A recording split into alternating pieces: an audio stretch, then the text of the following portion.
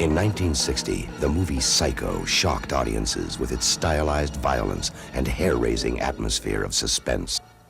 In 1983, Norman Bates is judged, restored to sanity, and is ordered released. Those emotions were ignited once more as Norman Bates returned in Psycho 2. And now, Anthony Perkins, the actor who immortalized Norman Bates, comes back to star and make his directorial debut in Psycho 3. Rolling! And action! In Psycho 3, Norman has some problems on his hands to start with. But I think Norman kind of reverts back in some ways to Psycho 1, where the problems he faces are so great that he like forgets that they're there. Do you go out with friends? Well, a boy's best friend is his mother.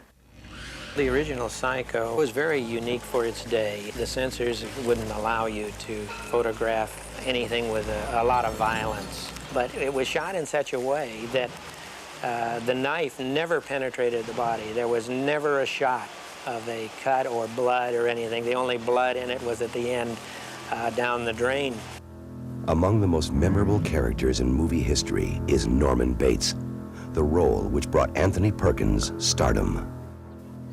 We have a certain sympathy for Norman because we recognize that he's trying to make the best out of a bad situation.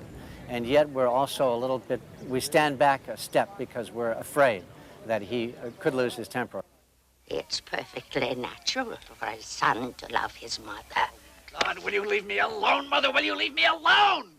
It's a psychological horror story, to me, and you see the darkness and the light of the human mind. It's like Norman is in that darkness because of this pain and this fear that's tormented him, but still doesn't negate his goodness.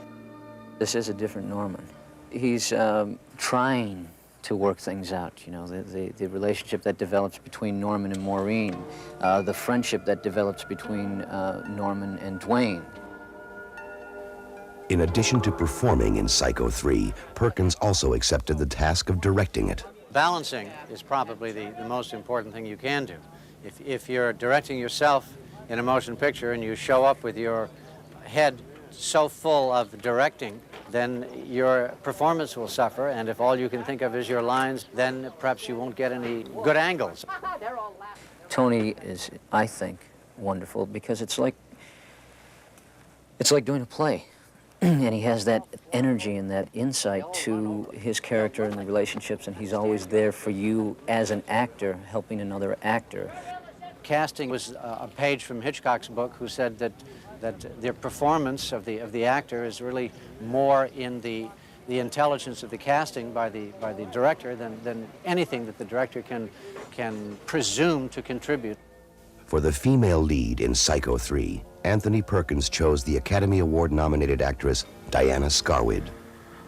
As I lay there, I saw the Virgin standing above me, and her arms were outstretched as though she were beckoning me. Oh, Father, what did she want of me? Maureen is a tormented novitiate, too full of fear and pain, like Norman, to function in the world. I just wanted to thank you for what you did. Well, I can't have that sort of thing going on in my motel. Gives the place a bad name. I guess I did leave the bathroom a mess. I've seen it worse. The character Scarwid plays brings back to Norman memories of an ill-fated blonde who once rented a room at the Bates Motel. Your type, Norm? You gave her cabin 1. Makes it kind of cozy, huh? Clean her up a little. She looked pretty good. Another young actor who brings a fresh intensity to Psycho 3 is Jeff Fahey. Dwayne is from Texas. He's a drifter type guy. He sees himself as a rock and roll star. Look, I'm sorry about last night. I was a little road weary. I'm glad you didn't drown. I'm so very tired. Well, you won't find another place close. Look, don't worry. Aside from total boredom, nothing's going to happen to you here. The old Bates mansion has given audiences nightmares for over a quarter century. The old Bates Mansion is certainly one of the important ingredients in the Psycho trilogy. Everything you see is the production designer. And it maybe sounds like an easy job to recreate sets that have been used before and even interiors that have been used before, but it's the trickiest and toughest and most unsung job in movies. Everything in here is from the original Psycho, or copied from it, like the paintings. The clock on the fireplace, that's about $30,000 now. That is a true antique. The phones are 1940s, AT&T. And the one student lamp we have in the little parlor is worth $20,000. The fireplace is a real fireplace that came out of the Hoffmans or the Hershey home. Producer Hilton Green was instrumental in the making of all three Psychos.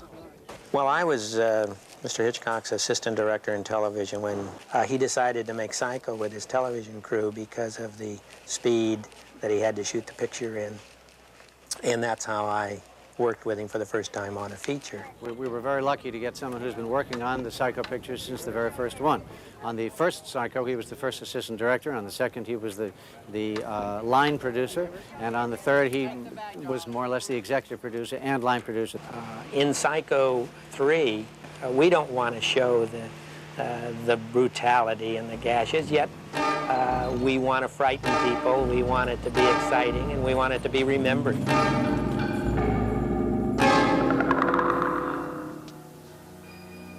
We all go a little mad, sometimes. The tradition of terror takes one step further in Psycho 3.